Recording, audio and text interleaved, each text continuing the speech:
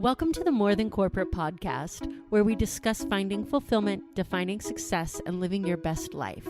There's no roadmap to success, no one-size-fits-all answer to fulfillment. I believe it requires us all to be vulnerable and authentic about what we want to accomplish and have the courage to step out of our comfort zone to chase our dreams. Keep listening to hear stories from inspiring people who make it their mission to live their best life every day.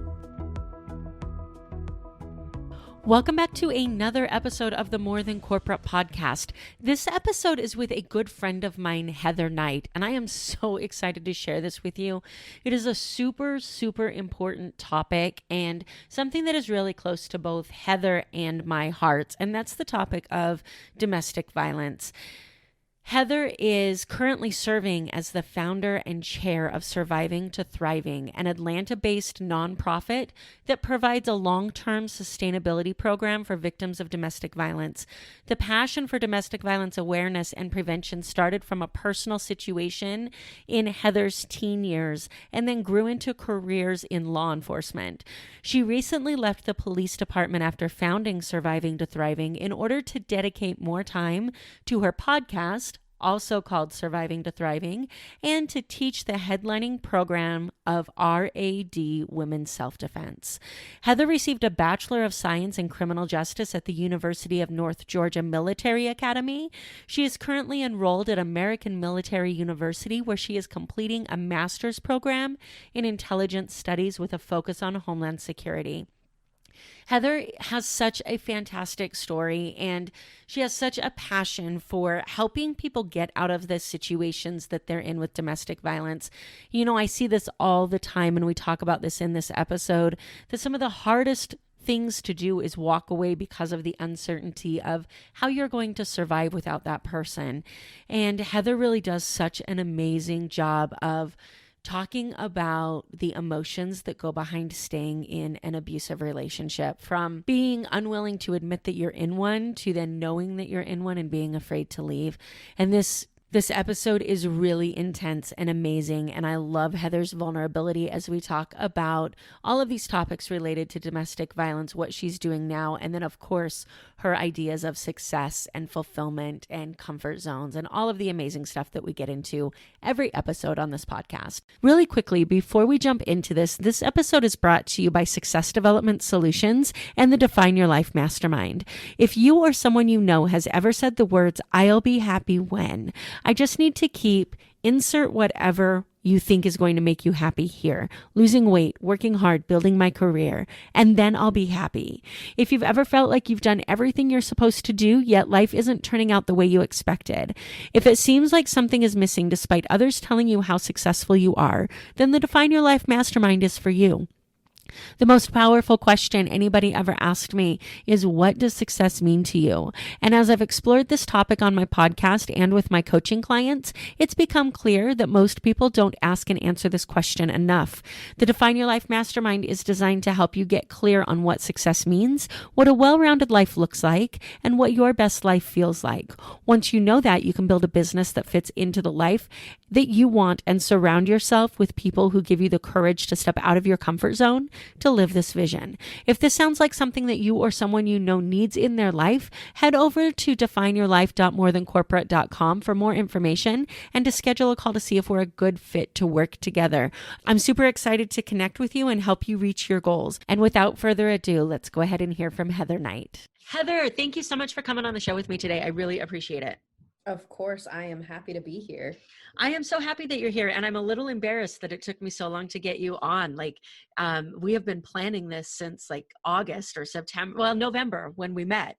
I know. I can't believe you got Zach on before me. I know. You know what? He's just a little bit more annoying than you are, and so I gave in. Yeah, right. So, that's what you get, Zach, for calling me a dirty immigration attorney on my podcast. So there we go. It doesn't surprise me. Anyways, thank you so much for coming on. So you guys have some amazing stuff going on. You have some amazing stuff going on. And you have this unbelievable story that has led you to where you are now so that you can do all the great things we're going to talk about. So let's rewind and talk about what it was like for you growing up and what you thought your life was going to look like. So growing up, I, lived in a big city. I always, I walked to school because it was close enough, but there were still like 800 people in my school, like it was still a big city. And growing up, it was very outdoorsy all the time. I don't remember ever playing inside or being inside really. So it wasn't, like I had all of these trials and tribulations that brought me to where I am today. Like I had a really, really good childhood growing up. My parents divorced when I was 10. I took the brunt of it just because I had an older sister and a younger sister. So I was kind of, that middle child that felt like she just kind of had to take control of the situation. So I did grow up a little bit quicker than most people would, but I still, love both my parents and had a really good childhood. In high school, I was in an abuse. I don't want to call it an abusive relationship, but I have to because of the way that it was. But I just want everybody to know that the man that I was in that relationship with is a good person. He is a decent person. We were just both young and dumb and didn't understand how a relationship works, how you have to communicate, how some things are not okay to do, and these different things. So both matured and we're both really good people, but for each other, we were not good. We were just young and didn't have all of those life experiences. And then I was also sexually assaulted in high school as well. So that kind of drove my path where I am today. But during all of that, I never once thought that I would be on this path. I didn't want to be a police officer. I didn't want to do all of these things. I was really into baking. I was a theater kid. I danced, I did gymnastics, I sang. Like I was very opposite from where I am today. And I was at theater talking with one of the theater moms because I was 18 and a lot of the younger kids, there was like a group of us that would hang out with all the adults because we didn't have anything better to do. So I was talking with one of the adult parents there and she was like, hey, I know this police officer if you want to do a ride along. Because I had talked about, just taking criminal justice classes. I loved Law and Order SVU. I loved Criminal Minds, all those FBI shows. What we all thought the law was going to be like when we got involved on one side or the other, and then we were proven horribly wrong. Right? Oh gosh, it's nowhere near the same. But so I agreed to the ride along and I was like, sure, like it sounds fun. So went to police department, got in that cop car and, life changed right there. It was a Halloween pub crawl night. Oh, so no. You picked an amazing ride-along day. Right? It was just insanity the whole night. And I was like, I want to do this. This looks like so much fun. And so that's where that started. Oh my gosh, there's so much there. I want to talk about a couple of things that you just said. We're going to get into the idea of abuse and everything that you mentioned here in just a little bit when we talk about your nonprofit and your podcast.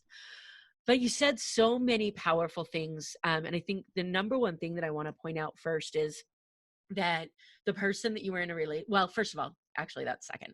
First is that you didn't want to call it an abusive relationship, but that's what it was. And I feel like there's so many people that are in that situation where for whatever reason, they just don't want to label something as an abusive relationship. There's definitely levels of abusive relationships that I think need to be acknowledged, but somebody that's minorly abused is still in an abusive relationship, and somebody that's psychologically abused is still in an abusive relationship. And I love that you brought that out because there's so many people that don't want to label it, and if you don't label it, you can't fix it. Exactly. And that's where I've had to like realize that that's what I have to call it, even though I don't think of him as a bad person anymore, right? If this had happened to me at this day and age, I probably would be more willing to call it an abusive relationship because at this age you should know better. Yeah. But I feel as a horrible person telling, like a 15-year-old that doesn't know anything about relationships is an abusive person. And especially knowing who he is now, and knowing that he's not, it's really hard for me to call it that, but that's what it was. And you're right. It's very important because when you do have those 15, 16-year-olds that are in these serious relationships, no matter how many times their parents want to tell them, you can't be in love, you're too young for love. Like it doesn't, that's what I do what I want, right? Right. That's what they're feeling. They're feeling these intense emotions that they've never dealt with before. And, that's exactly what they have to deal with and figure out. And if we're not willing to teach them that these actions are not okay, that's where you develop abusive relationships later on in life as well.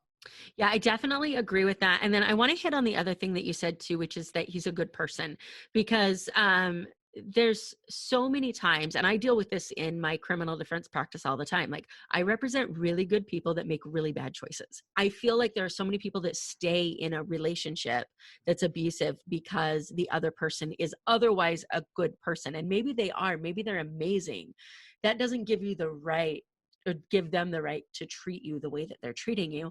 And so the fact that you can acknowledge that he's a great person, and he was also, maybe borderline, well, not even borderline, he was abusive back then, is so important. And it's important for people to acknowledge now that you don't have to call somebody a bad person to say I'm in an abusive relationship. They're doing the best that they can with the tools that they have and the information that they have. But it's not your responsibility to carry them and take that abuse if they're not willing to get help. Exactly. And I think it's key to note that I have to take responsibility myself, right? I was also young and dumb and stupid, and I probably did and said things that are labeled as abusive because, again, we're not taught how to be in a respectful relationship at 15 because we're told that we shouldn't even be in relationships because we're too young to do it. But it's like, that's like telling kids not to have sex and then teaching them the only way to have safe sex is abstinence, and then wondering why your teen pregnancies and STDs are skyrocketing because it's like they're going to do it anyways, so you should just teach them the right way to do it, right? We're going to be in relationships anyways at those ages, so you should teach them the right ways to do it. That's a really, really interesting point. And honestly, I had never thought about that, about the fact that so many young people don't know how to act in a relationship, and that we kind of avoid that topic until it's too late. Yeah. And that is the problem. And that's why, there are a few nonprofits down here in Georgia that all they do is focus on teen dating and teen dating violence and things like that. And it's not just one-sided. It's not male, female. It's the entire population of teenagers because it's on both sides. Because at that point in time, neither one of us knows how to act right. Right. And I mean, and some of us never learn. I mean, we were just talking before we came on about this shit that's going on in the world right now. And while this will get released a little bit later, I certainly hope that you're not dealing with the same stuff that we are today. But like, these protests and, all this shit is just proof that people sometimes never actually grow up and take responsibility for their actions.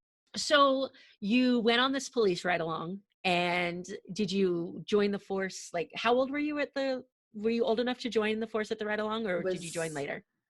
I was 17 or 18. I can't remember exactly.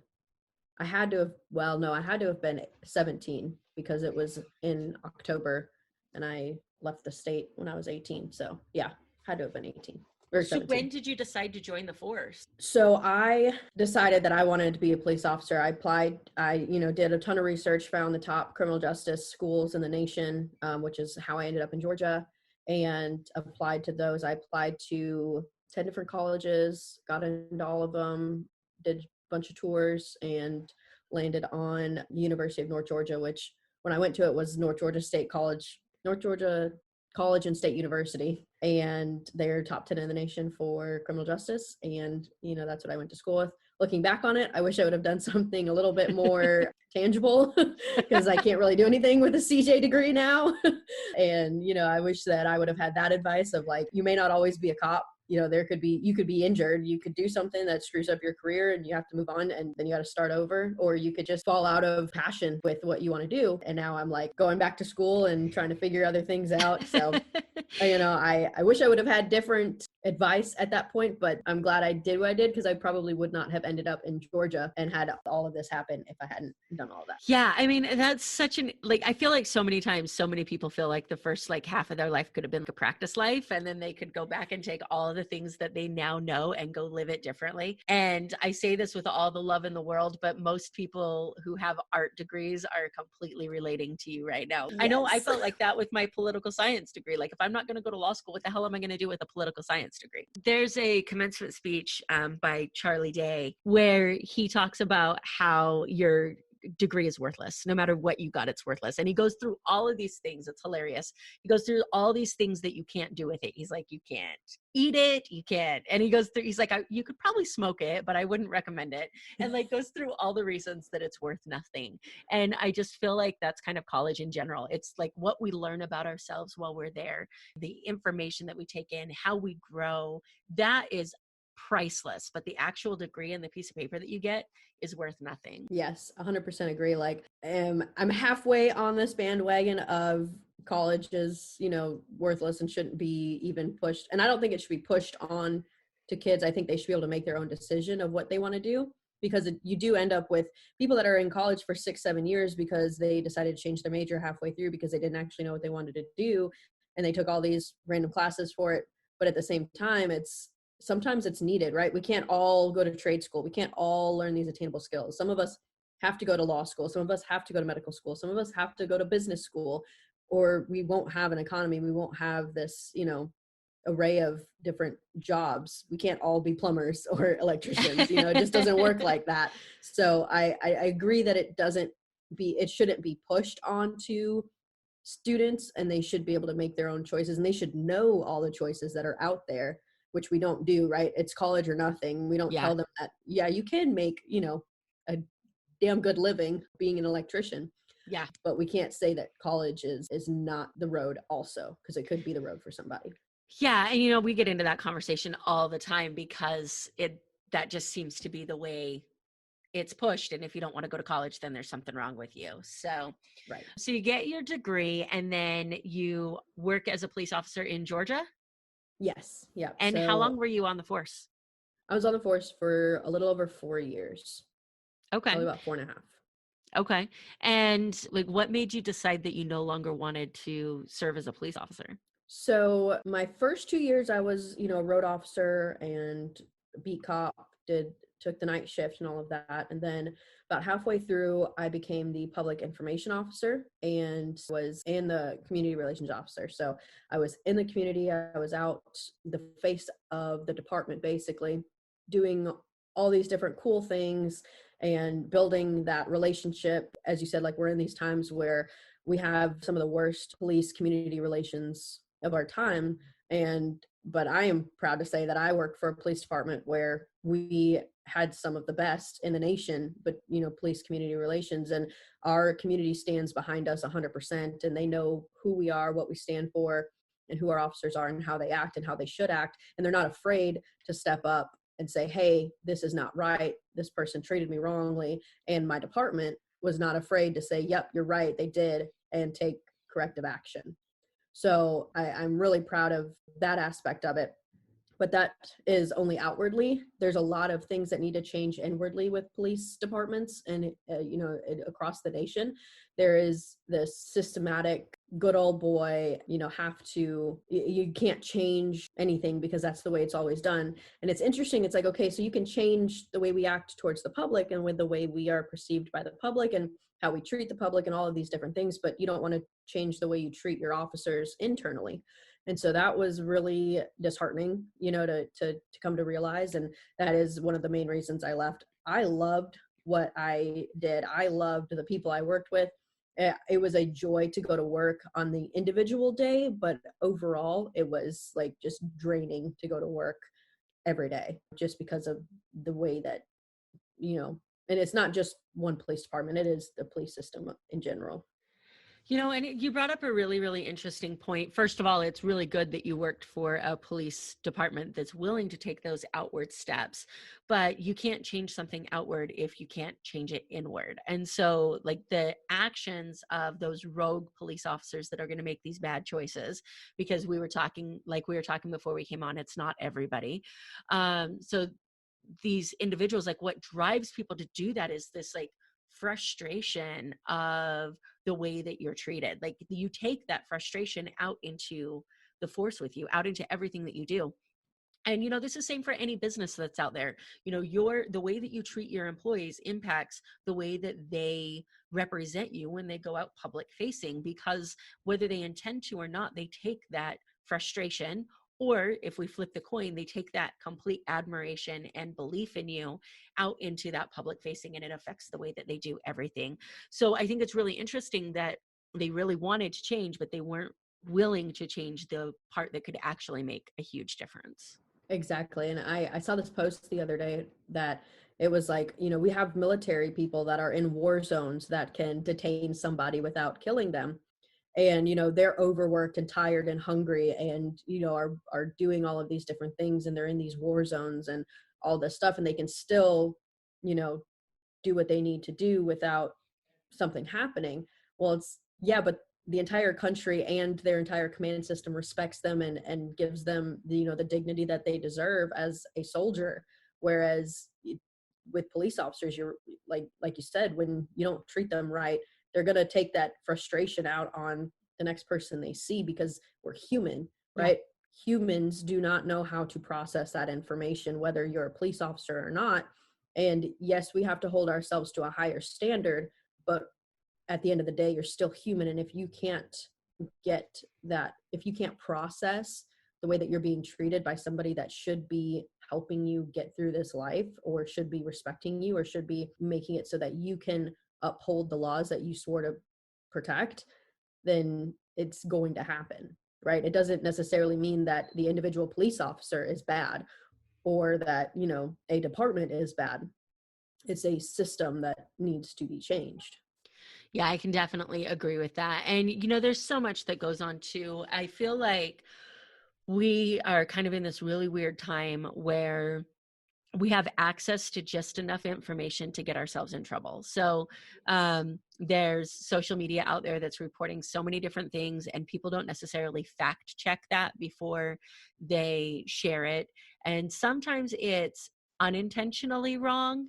Sometimes it's just a mistake that kind of made it through the editing process. And other times it's somebody trying to go viral, and they don't care how they do it, and they're just going to, share information.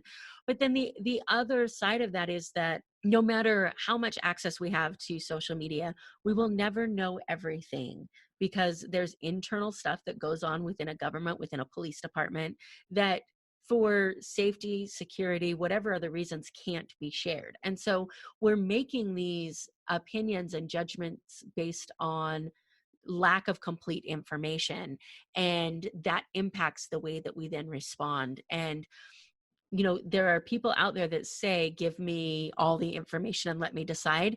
But the way that we're reacting right now to this George Floyd situation, I don't think we're ready for that. No, the government said the other day that aliens are real and UFOs are real, and I feel like that's what started all of this. We didn't know how to react to that. But it's just these things where it's like, if you like this might sound bad, but the individual person is smart, right? The mass Yeah. is stupid. Yeah, that mob And mentality is awful. is horrible. And so you release information to a mass population. We could have an intelligent conversation about that information, but as a collective whole, we would go ape shit. Yeah, no, it's true. It's true. And, I mention that because I don't know that there is a right answer, other than for people to like take off the crazy hat that has been on from both sides. And I'm not trying to make this a political conversation in any way, shape, or form, because I don't care who you are. You've got to take a second, chill, get some perspective on whatever you think your opinions are. Like, we should always be challenging our opinions. And I feel like sometimes we just dig our feet in so much that we refuse to actually consider that somebody that we've painted as the bad guy could actually maybe have a really good point. Yep. So, Exactly. so you leave the police force. That kind of went off on a tangent rabbit I hole, know. but you This might be leave 2 the episodes. wouldn't be the first time. So you leave the police force, and you decide to do what? So I actually decided to do this before I left the police department, but it was really hard to do while there, just because of, when you're a police officer, that's all you do, right? And you're not allowed to do anything else. So it was very hard to do this while a police officer. But we started a business in 2017, and it was a security consulting business. And it was it's basically an audit company where we come in and we audit your entire security systems, the way that people, come in and out of your building, how you track threats and your standard operating procedures and policies and, everything to do with security, which is what I did at the police department, being the community relations officer, right? I'd go into people's homes and tell them exactly, what their vulnerabilities were.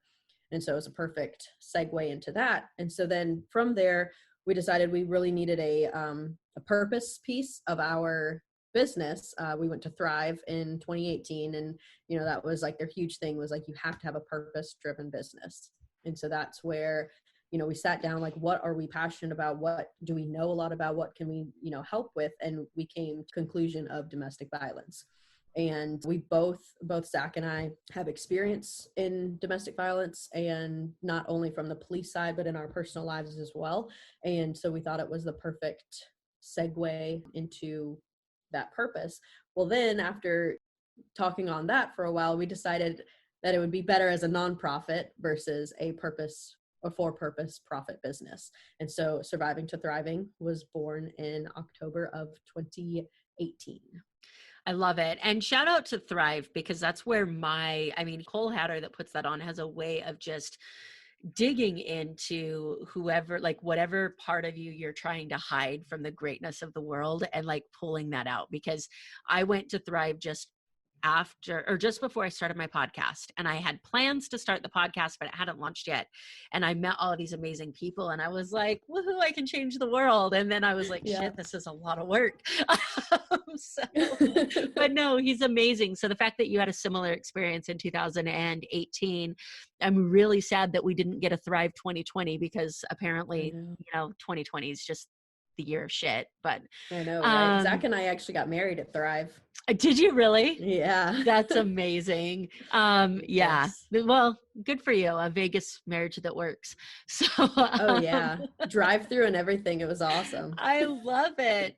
So you come to Thrive, you start this Surviving to Thriving. And let me just tell you, I love the name. I know we've talked about this a ton, but I love the name of your nonprofit. And let me tell you why. Because so many times, whether you're in an abusive relationship or not, we get into this survival mode where we're just trying to make it through life.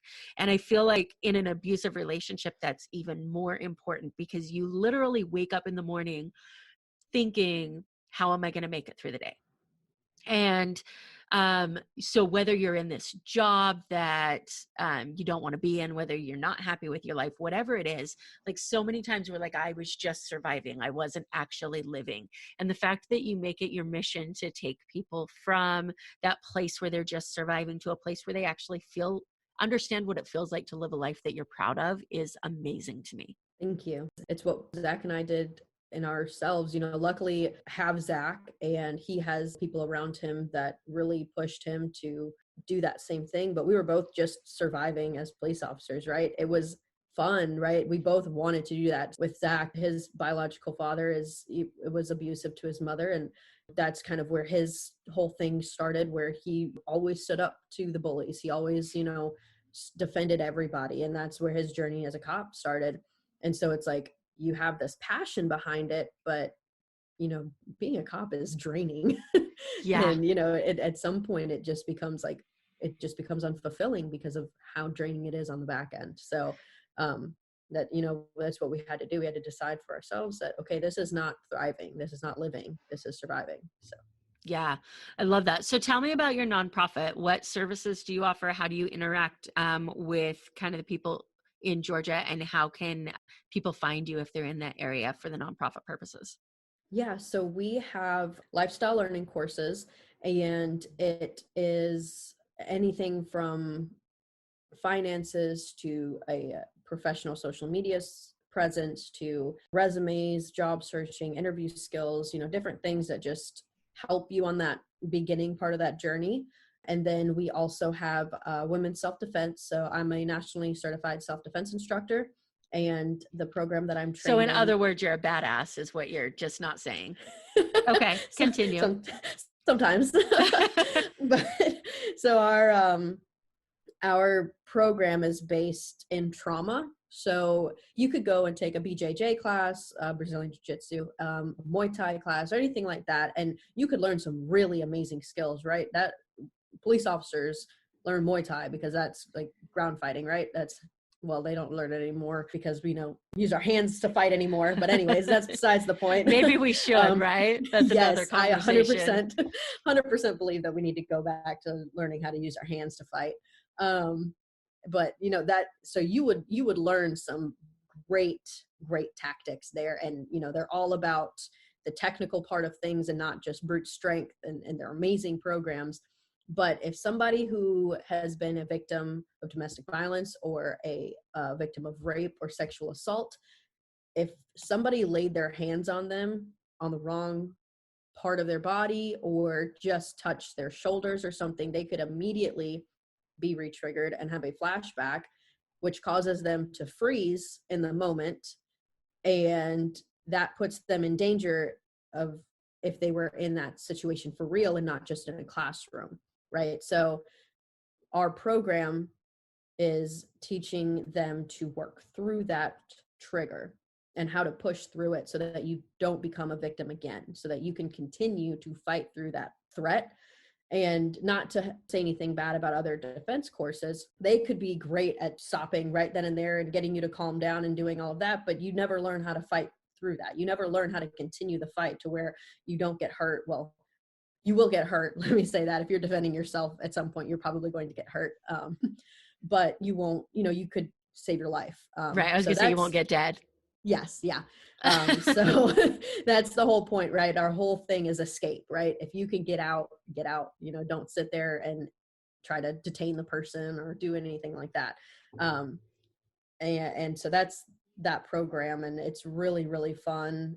You see these women come in and they're very just shy and timid, and rightfully so. And then by the end of it's only a 12-hour course and over the span of 4 days. So after the fourth day, they are kicking ass and talking and laughing, and sometimes I can barely control the class because they've become such great friends. And so it's a really, really fun experience, and it does a lot of good at the same time.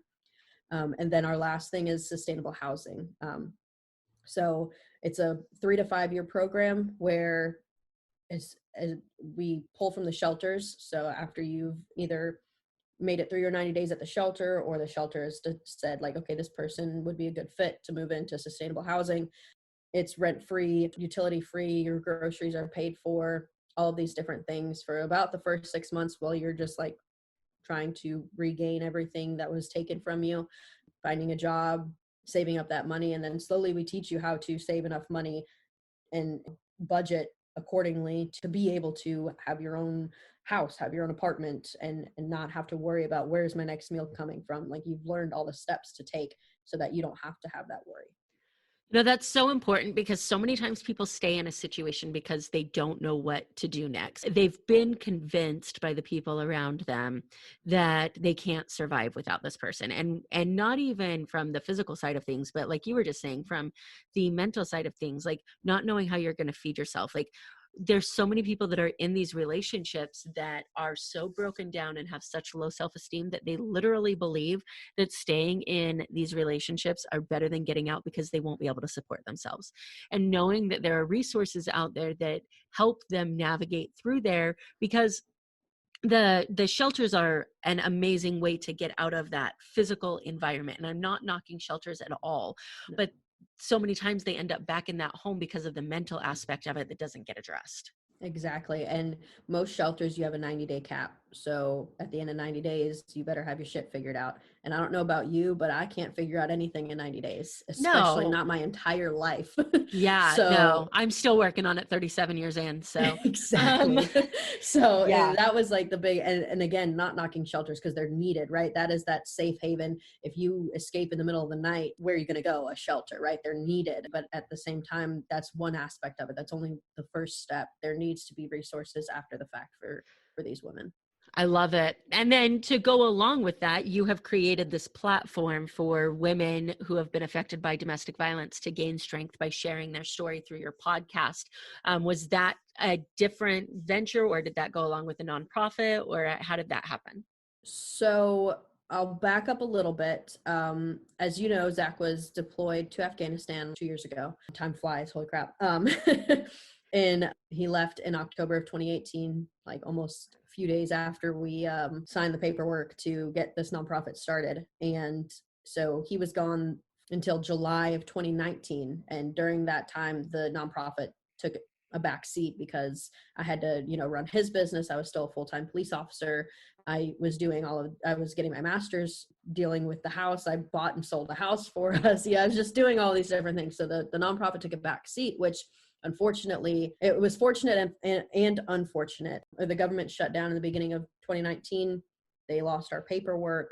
So, we didn't even get refiled and to get our 501c3 until July of 2019. And then Zach came home in August. And then we kind of took September off just to, reconnect. We'd been gone for each other for almost a year. Then we really buckled down in October of 2019. And it was kind of this, what is going to get us back on the map? Because from October to December, we were pushing hard. We were telling everybody about who we are, what we're doing, and all this stuff. And then it just kind of stopped. So how do we get ourselves back on the map? And that's where the podcast came from. And so on the podcast, we bring on experts where we've got, financial experts.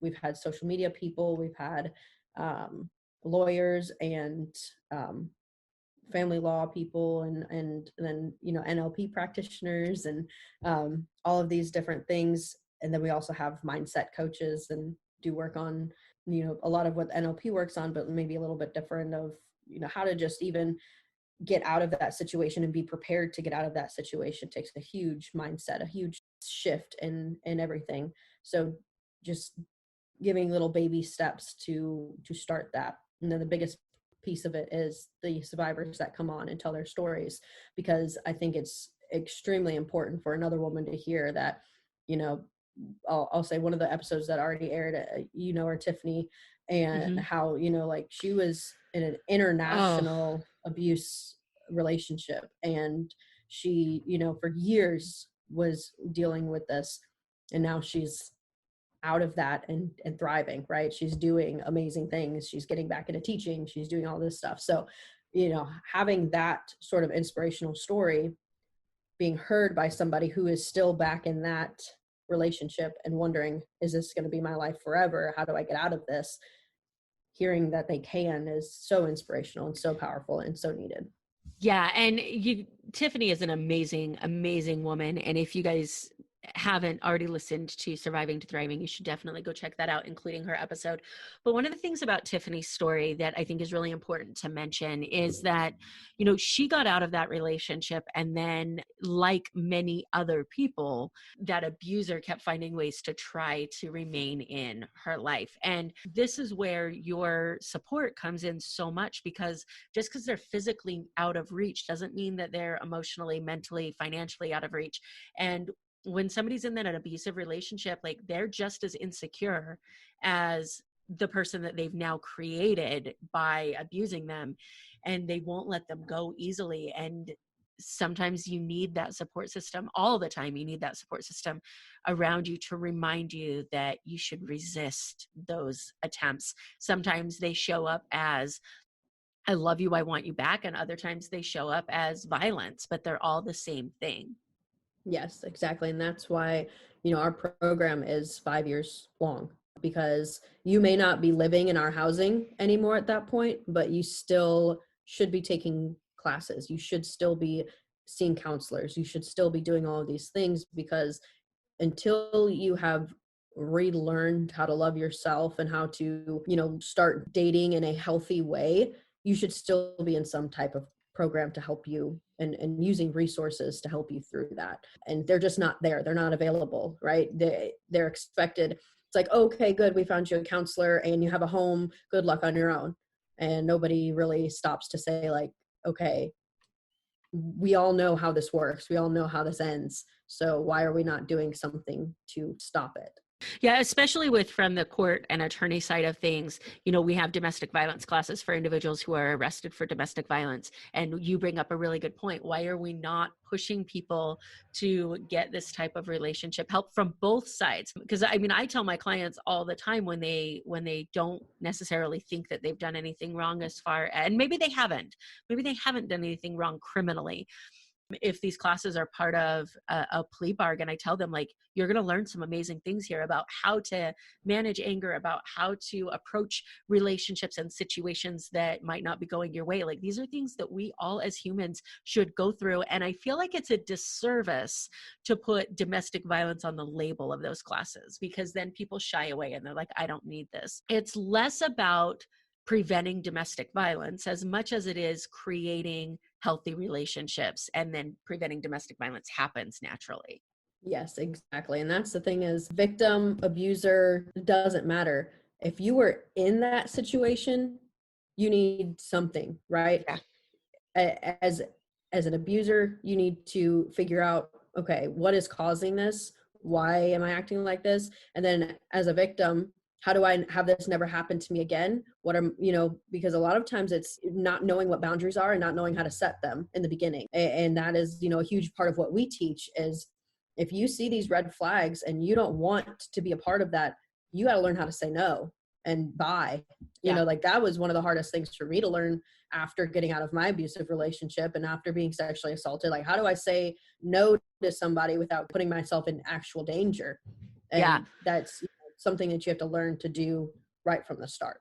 Yeah, 100%. And I also want to say, you mentioned this earlier, and I think it's really important to bring back up now, that we talk about if you're the abuser, if you are the person that's being abused, but sometimes they're not easily discernible. Like, sometimes, not that it's ever okay, but there's normally, in an abusive relationship, there's normally stuff going both ways.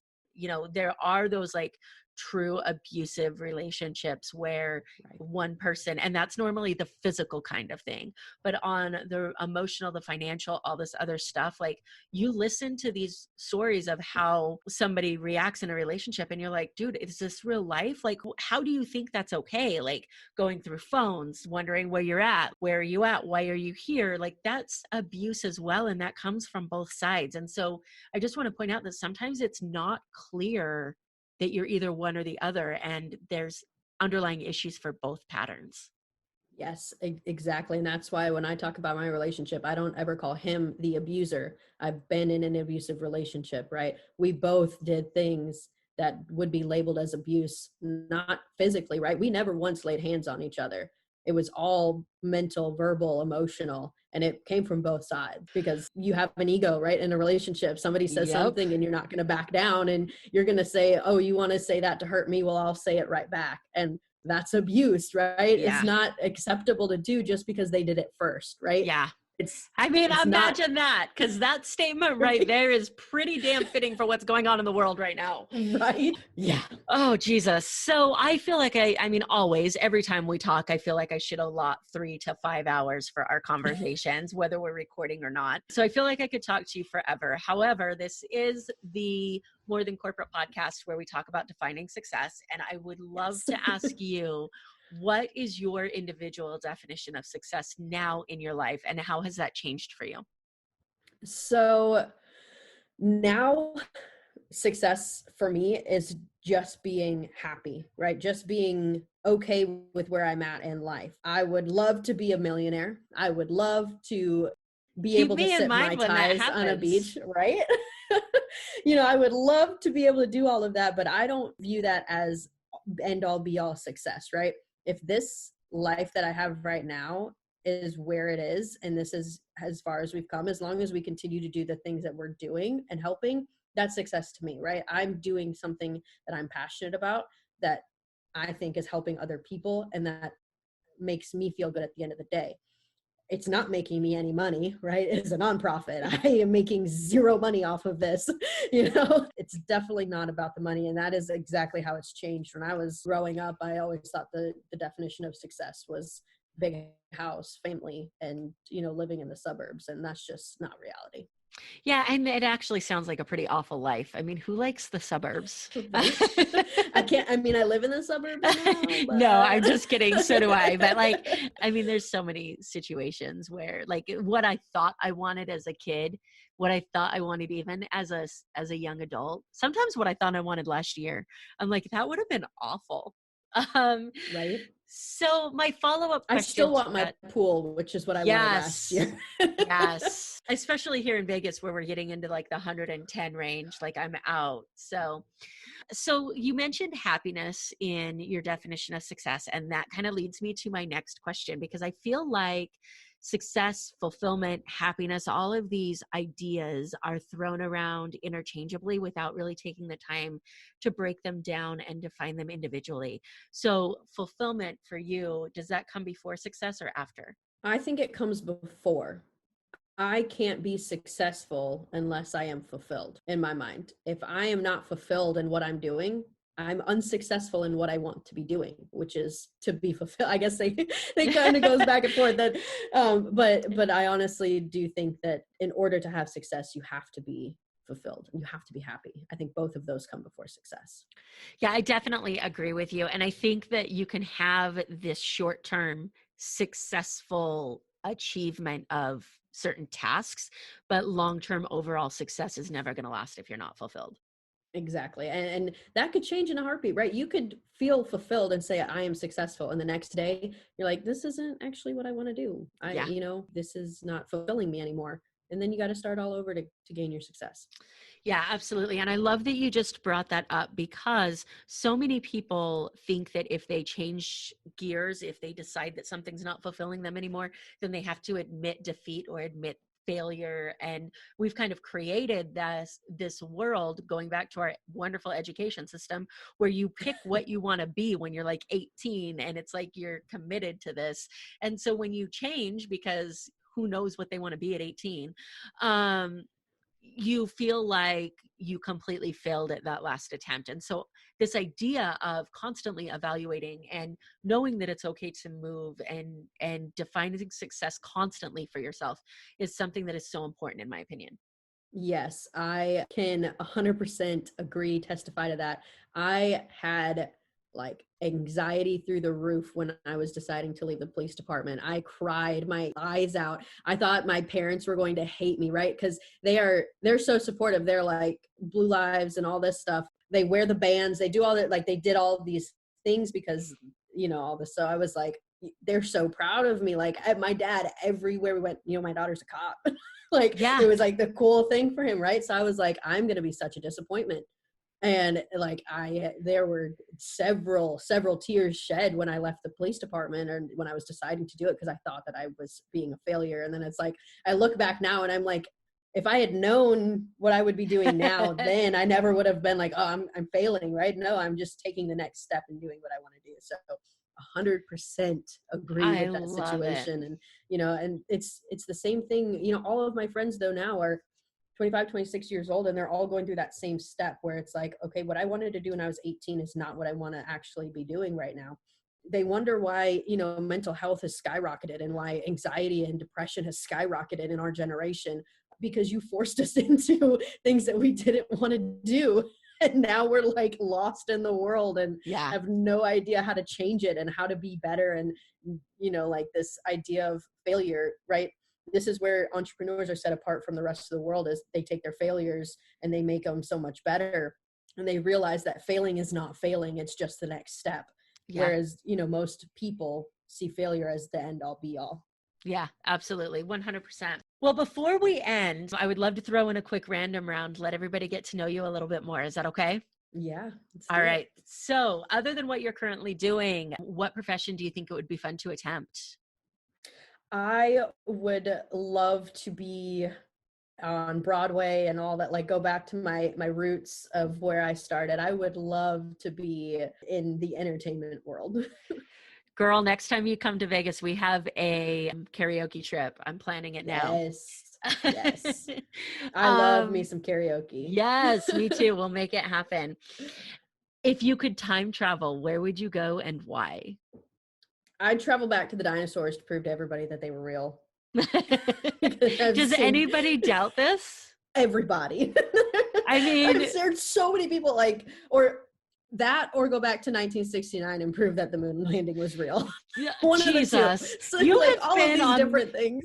You've been on this conspiracy theory conversation way too long. I have. So, I know. They make me laugh. Yes, I love it. I love it. Do you prefer reading books or listening to books? That's changed. I used to love to sit down and read. Like that was a huge thing in my childhood. I was always, those free pizzas that you got for reading books. That was me. I had all the free pizza. But now with how busy I am, I still want to take in information and do that. So I've definitely turned more to audiobooks. But if my life ever slows back down, I would love to sit down and just read a good book. Yeah, with as motivational and as much things that you and Zach have on your plate, I don't see slowing down in your future anytime soon. What book do you think you've recommended the most to people? The 5-Second Rule. Ooh, yes, so good. I haven't had that one mentioned before. I forgot about it. I love that book. It changed my life. 100% changed my life. Love it. If you have a superpower, a skill, or a quality that's gotten you through life, what do you think the most important has been? So when you said superpower, I was like, invisibility. And then I was like, wait, that doesn't actually answer the question. Now we have to think of something else. I don't know. Invisibility. Like I could see that being a superpower that got you through life, but not something that gets you through now because you are putting yourself on a public platform, lady, with your podcast. And I love it. Thank you. Yes. So to actually answer that, I would say confidence, because I didn't have it especially not before becoming a police officer. And I think it was a false confidence when I was a police officer, right? It was so that I didn't get beat up or killed. So like you had to put on that front, but I also think that it helped me develop it, but definitely confidence, because I think especially as a woman, confidence comes off as bitchy. And to be able to change that narrative has been really powerful and helpful for me. I love it. Where can people find you if they want to track down your nonprofit, your podcast, if they want to connect with you because you're pretty much awesome? Where can they find you? So all across social media, we are Two Thriving ATL, TO Thriving ATL. And that's Instagram, Twitter, Facebook. I think those are the main ones. And then our website is twothriving.org. And then if you want to connect directly with me, I am Heather Knight on LinkedIn. And then I don't think my Facebook is super locked down, so there's no point in giving that out. You won't be able to find me. That's the police officer in you. Yep. But you can on every other platform, you can connect with me. I love it. Well, lady, it was so amazing to connect with you again and catch up. And I just love watching what you and Zach are doing and all the amazing things that you have going on. Thank you so much for taking time out of your busy schedule to share your story with our audience. Of course. I always got time for you, Amber. Thank you so much for tuning into this episode of the show. I hope that something that was said resonated with you or provided value to you in one way or another. I'd love to hear more about your thoughts on the show. You can reach out to me on Facebook or Instagram at Amber Furman. Also, I've created a Facebook community for followers of the show to interact with me and other members of the community. You can find that on Facebook at More Than Corporate. So go ahead and join that group if you'd like to stay up to date on podcast happenings and meet some really cool people. Again, thanks so much for tuning in.